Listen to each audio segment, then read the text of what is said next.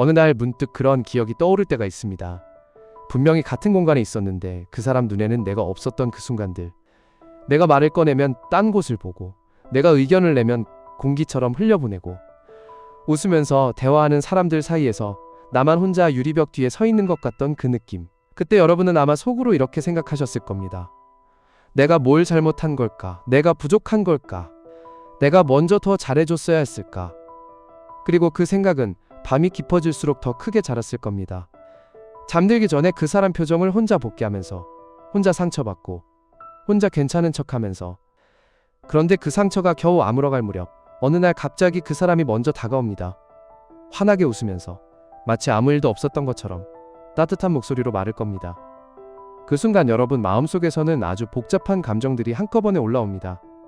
반가움, 혼란, 기대감, 그리고 어딘가 찜찜한 느낌. 반가운 마음에 다시 손을 내밀고 싶으면서도 뭔가 이상하다는 감각이 마음 한켠에서 조용히 신호를 보내고 있습니다. 오늘 이 영상은 바로 그 찜찜한 감각에 대한 이야기입니다. 그 신호가 맞습니다. 그 사람이 갑자기 다가온 데에는 이유가 있습니다. 그것도 매우 계산적인 이유가 있습니다. 그리고 그 이유를 모르면 여러분은 또 한 번 상처받게 됩니다. 저는 다크심리연구소입니다. 지금부터 나를 무시하던 사람이 갑자기 다가오는 진짜 이유를 다크심리학으로 낱낱이 파헤쳐 드리겠습니다. 자, 시작합니다. 먼저 아주 중요한 전제 하나를 말씀드리겠습니다. 사람의 행동에는 반드시 이유가 있습니다. 우리는 흔히 이렇게 생각합니다. 시간이 지나서 마음이 바뀐 거겠지, 오해가 풀린 거겠지, 그 사람도 사람인데 변할 수 있지. 물론 그럴 수도 있습니다. 하지만 다크심리학에서는 이 상황을 완전히 다른 시각으로 분석합니다. 행동의 타이밍을 봐야 한다는 겁니다. 왜 하필 지금일까요? 왜 그 사람은 내가 잘 지내고 있을 때, 내가 뭔가 이루어냈을 때, 내가 더 이상 예전만큼 그 사람을 필요로 하지 않을 때 갑자기 나타나는 걸까요? 이게 우연이 아닙니다. 다크심리학에서는 이것을 가치 재평가 현상이라고 부릅니다. 사람은 타인의 가치를 끊임없이 계산합니다. 그리고 그 계산이 바뀌는 순간 행동이 바뀝니다. 즉, 그 사람이 나를 무시했던 건 그 시절 내 가치가 그 사람의 계산에서 낮게 책정되어 있었기 때문입니다. 그리고 지금 다가오는 건 그 계산이 다시 올라갔다는 뜻입니다. 여러분이 달라진 게 아닙니다. 그 사람의 계산표가 달라진 겁니다. 이 차이를 정확하게 이해하는 것이 오늘 영상에서 가장 중요한 출발점입니다. 그렇다면 구체적으로 어떤 이유들이 있는지 지금부터 하나씩 들어가 보겠습니다. 첫 번째 이유는 이른바 공급원 고갈 현상입니다. 다크심리학에서는 사람을 공급원이라는 개념으로 분석하는 경우가 있습니다. 조금 차갑게 들릴 수 있지만 현실적으로 이것만큼 정확한 설명이 없습니다. 나를 무시하던 사람에게는 당시 자신의 욕구를 충족시켜주는 다른 공급원이 있었을 가능성이 높습니다. 관심을 채워주는 사람, 필요한 걸 해결해주는 사람, 자신을 높여주는 사람. 그 사람들이 있는 동안 여러분은 그저 낮은 순위에 있었던 겁니다. 그런데 그 공급원이 사라지거나 줄어들었을 때 그 사람의 시선이 다시 여러분에게 향합니다. 이것은 진심이 생긴 게 아닙니다. 빈자리를 채우려는 행동입니다. 심리학자 로버트 치알디니가 말한 희소성의 원리를 반대로 적용한 상황입니다. 자신에게 필요한 자원이 줄어들수록 이전에 무시했던 자원의 가치가 올라 보이는 겁니다. 실제로 이런 패턴은 직장 동료 관계에서 매우 자주 나타납니다. 자신보다 직급이 낮거나 능력이 부족해 보이던 동료를 무시하던 사람이 그 동료가 승진하거나 중요한 프로젝트를 맡게 되면 갑자기 친근하게 다가오는 경우입니다. 이건 친해지고 싶어서가 아닙니다. 그 사람을 통해 얻을 수 있는 게 생겼기 때문입니다. 두 번째 이유는 나르시시즘 순환 패턴입니다. 이 부분이 오늘 영상에서 가장 핵심적인 내용 중 하나입니다. 심리학에서는 나르시시즘 성향이 있는 사람들의 관계 패턴에 아주 특징적인 사이클이 있다고 설명합니다. 이 사이클은 세 단계로 구성됩니다. 이상화, 평가절하, 폐기. 처음에는 상대를 굉장히 특별하게 대합니다. 이상화하는 단계입니다. 그 다음 서서히 평가절하기 시작합니다. 무시하고, 냉담하게 굴고, 존재를 투명인간 취급합니다. 그리고 마지막으로 상대를 완전히 폐기하듯 관계에서 멀어집니다. 그런데 여기서 끝이 아닙니다. 이 사람들은 한 가지 행동을 더 합니다. 바로 돌아오는 겁니다. 전문 용어로는 후버링이라고 합니다. 진공청소기 브랜드 이름에서 따온 말로 한번 버렸던 관계를 다시 빨아들이려는 행동을 뜻합니다. 왜 돌아올까요? 이유는 단순합니다. 버렸던 상대가 잘 살고 있으면 그게 내심 불편하기 때문입니다. 자신이 버린 사람이 자신 없이도 행복하게 잘 살고 있다는 것을 인정하기 싫은 겁니다. 그래서 다시 다가와서 상대의 감정을 흔들어 놓습니다. 아직 내가 이 사람에게 영향력이 있다는 것을 확인하고 싶어서입니다. 이것은 여러분을 진심으로 원해서가 아닙니다. 여러분이 자신의 통제 밖에 있다는 사실을 견디지 못하는 것입니다. 이 패턴을 모르면 돌아온 그 사람이 진심으로 변한 거라고 착각하게 됩니다. 그리고 또 한 번 같은 상처를 받게 됩니다. 세 번째 이유는 사회적 지위 변화입니다. 이건 앞서 말씀드린 가치재평가 현상과 연결됩니다. 여러분 주변에서 이런 일이 있었던 적 없으신가요? 몇 년 전에는 눈도 제대로 안 마주치던 선배가 내가 팀장이 되고 나니까 갑자기 먼저 밥 먹자고 연락해오는 경우, 학교 다닐 때 나를 투명인간 취급하던 친구가 내가 유명해지거나 좋은 직장을 다닌다는 소식을 듣고 갑자기 연락하는 경우, 이것이 바로 사회적 지위 변화에 따른 행동 변화입니다. 인간의 뇌는 타인의 사회적 지위를 끊임없이 스캔합니다. 이것은 진화 심리학적으로도 설명이 가능합니다. 집단 내에서 높은 지위의 사람과 가까울수록 생존과 번영에 유리했던 원시시대의 본능이 지금도 작동하고 있는 겁니다. 그래서 나의 지위가 올라갔다고 인식되면 이전에 나를 무시하던 사람의 접근 시도는 자동적으로 증가합니다. 이것은 개인적인 관계가 아니라 사회적 계산입니다. 그 사람이 여러분을 좋아하게 된 게 아닙니다. 여러분 옆에 있으면 자신에게 이득이 된다고 판단한 겁니다. 지금쯤 많은 분들이 이런 생각을 하고 계실 겁니다. 그러면 나한테 다가오는 모든 사람을 다 의심해야 하는 건가요? 아닙니다. 모든 사람을 의심하라는 게 아닙니다. 다크심리연구소가 이 채널을 통해 여러분에게 전달하고 싶은 건 딱 하나입니다. 패턴을 읽을 줄 아는 눈을 가지라는 겁니다. 진심으로 다가오는 사람과 계산으로 다가오는 사람은 반드시 다른 신호를 보냅니다. 그 신호를 읽는 법을 잠시 후에 알려드리겠습니다. 그 전에 이 채널을 처음 보시는 분들이라면 지금 구독 버튼을 눌러주세요. 인간관계에서 절대 손해보지 않는 심리학적 통찰을 매주 여러분께 드리고 있습니다. 구독은 여러분이 앞으로 만날 사람들로부터 스스로를 지킬 수 있는 가장 쉬운 방법입니다. 자, 계속 이어가겠습니다. 네 번째 이유는 죄책감을 이용한 감정 조종입니다. 이 부분은 특히 예민하게 살펴보셔야 합니다. 나를 무시하던 사람이 다가올 때 그 사람의 첫 번째 도구는 죄책감을 자극하는 말입니다. 예를 들면 이런 말들입니다. 그때 내가 좀 여유가 없었어. 네가 오해한 것도 있어. 사실 그때 나도 힘들었거든. 나는 원래 그런 사람이 아닌데. 이 말들이 공통적으로 하는 일이 있습니다. 상대의 행동에 대한 책임을 희석시키고 여러분이 스스로를 의심하게 만드는 겁니다. 심리학에서는 이것을 가스라이팅의 완화 버전이라고 설명합니다. 가스라이팅이란 상대방으로 하여금 자신의 기억과 판단을 의심하게 만들어 심리적으로 통제하는 기술입니다. 그 사람이 다가오면서 사용하는 말들은 여러분의 기억을 흐릿하게 만들려는 시도일 수 있습니다. 무시당했다는 명확한 기억을 어쩌면 내가 예민하게 받아들인 것일 수도 있다는 생각으로 바꾸는 겁니다. 그리고 그 순간부터 관계의 주도권은 완전히 그 사람 손으로 넘어갑니다.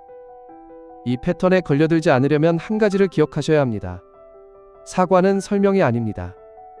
진심 어린 사과는 변명을 먼저 늘어놓지 않습니다. 그냥 미안하다고 합니다. 그런데 계산으로 다가오는 사람은 미안하다는 말 앞에 반드시 조건을 붙입니다. 그때 내가 이런 상황이었으니까. 그건 네가 이렇게 받아들인 거니까. 이 패턴이 보인다면 여러분의 직감이 맞은 겁니다. 다섯 번째 이유는 감정 에너지 흡수 패턴입니다. 이건 특히 에너지 뱀파이어 유형의 사람들에게서 나타나는 특징입니다. 이 유형의 사람들은 타인의 감정 반응 자체에서 에너지를 얻습니다. 그 사람이 나를 무시할 때 제일 큰 보상은 내가 상처받는 모습이었을 수 있습니다. 그리고 내가 그 상처를 극복하고 더 이상 반응하지 않게 되었을 때 그 사람에게는 반응이 사라진 겁니다. 에너지원이 사라진 겁니다. 그래서 다가옵니다. 다시 반응을 얻으러 옵니다. 이 상황에서 가장 위험한 것은 그 사람의 접근에 강하게 감정적으로 반응하는 겁니다. 화를 내든 기뻐하든 슬퍼하든 여러분이 반응하는 순간 그 사람의 목적은 달성됩니다. 이에 대한 가장 효과적인 대응법은 잠시 후에 말씀드리겠습니다. 여섯 번째 이유는 기회주의적 시점 포착입니다. 사람들은 자신이 원하는 걸 얻기에 가장 좋은 타이밍을 본능적으로 포착합니다. 이것은 의식적일 수도 있고 무의식적일 수도 있습니다. 내가 힘들어 보일 때, 내가 외로워 보일 때, 내가 도움이 필요해 보일 때, 이 타이밍에 다가오는 사람은 나의 취약한 상태를 이용하려는 것일 수 있습니다.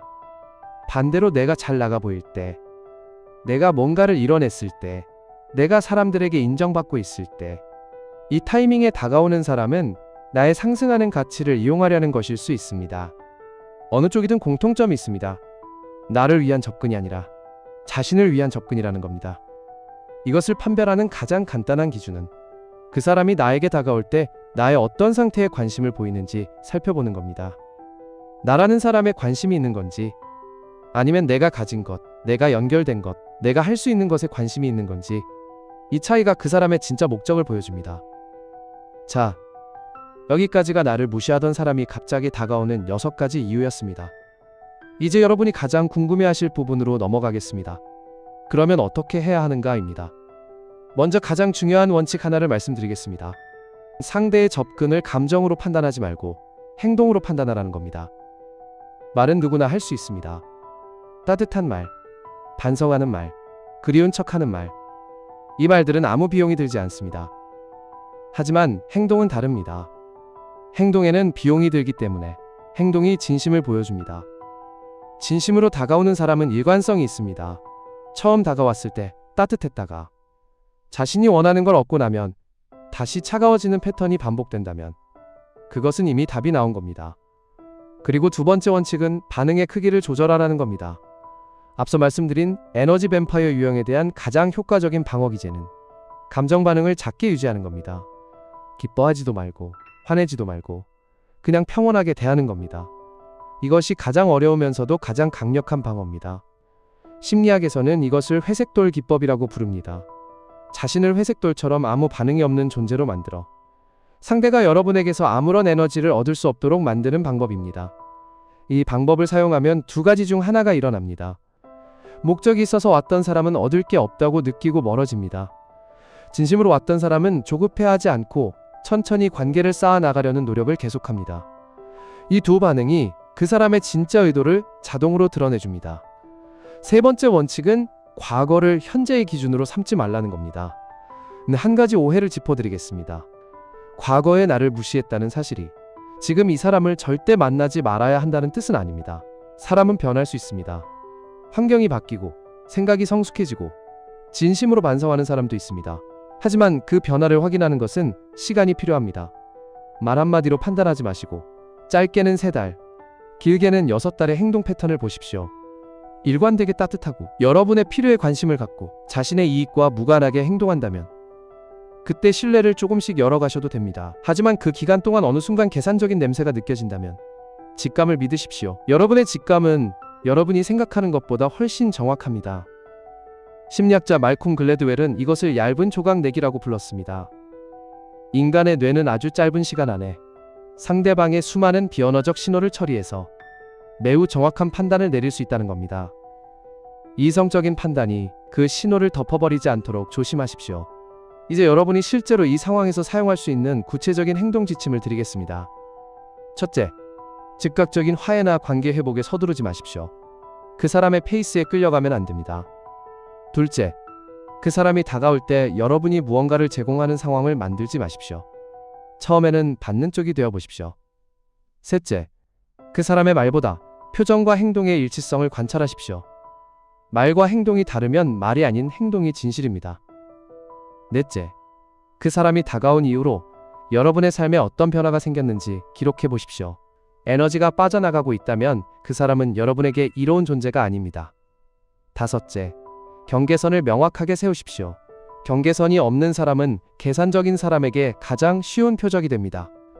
이 5가지를 실천하는 것만으로도 여러분은 과거와 전혀 다른 방식으로 이 관계를 다룰 수 있습니다. 이제 조금 더 깊은 이야기를 해드리겠습니다. 왜 우리는 나를 무시하던 사람이 다가올 때 그렇게 쉽게 흔들리는 걸까요? 이것을 이해하면 앞으로 같은 상황에서 훨씬 더 단단하게 자신을 지킬 수 있습니다. 심리학에서는 이것을 간헐적 강화라고 설명합니다. 간헐적 강화는 행동심리학에서 가장 강력한 심리 메커니즘 중 하나입니다. 예측할 수 없는 타이밍에 예측할 수 없는 보상이 주어질 때 인간의 뇌는 그 보상에 가장 강하게 집착하게 됩니다. 카지노가 왜 중독성이 강한지 아시나요? 항상 이기는 것도 아니고 항상 지는 것도 아니라서입니다. 언제 이길지 모른다는 불확실성이 뇌의 도파민 시스템을 극도로 자극합니다. 나를 무시하던 사람이 갑자기 따뜻하게 다가오는 것도 똑같은 원리입니다. 무시와 친절이 반복되면 우리 뇌는 그 관계를 마치 카지노처럼 인식합니다. 언젠가는 따뜻한 쪽이 올 것 같다는 기대감. 이것이 우리를 그 관계에 집착하게 만드는 심리적 함정입니다. 이 함정을 인식하는 것만으로도 여러분은 이미 그 함정에서 한 발자국 멀어진 겁니다. 자신이 지금 간헐적 강화의 패턴 안에 있다는 것을 알아차리는 순간 감정이 아닌 이성으로 상황을 볼 수 있는 여지가 생깁니다. 이 영상을 여기까지 보셨다면 이제 여러분은 꽤 중요한 것들을 알게 되셨습니다. 나를 무시하던 사람이 다가오는 6가지 이유, 그 상황에서 나를 지키는 3가지 원칙, 그리고 왜 우리가 그 상황에서 쉽게 흔들리는지에 대한 심리학적 설명. 이것을 아는 사람과 모르는 사람의 차이는 단순히 지식의 차이가 아닙니다. 자신의 삶에서 어떤 사람을 곁에 두고 어떤 사람과 거리를 둬야 하는지를 스스로 판단할 수 있는 능력의 차이입니다. 그 능력을 갖추는 것이 다크심리연구소가 이 채널을 통해 여러분과 함께하고자 하는 목표입니다. 오늘 이 영상이 도움이 되셨다면 좋아요 버튼 한번 눌러주세요.